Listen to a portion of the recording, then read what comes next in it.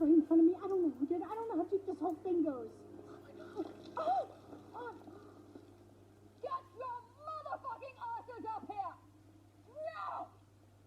Shit! People are trying to kill me, and all that's left of my fucking security team is you two defending me. You look like somebody's demented aunts on vacation. Do you have anyone on your team other than this asthmatic big bird? You know, we usually just use her for non-physical security resources. I'm very non-physically resourceful. I do a lot of reading. I read palms and maps, and I've read all of the Hunger Games. How is that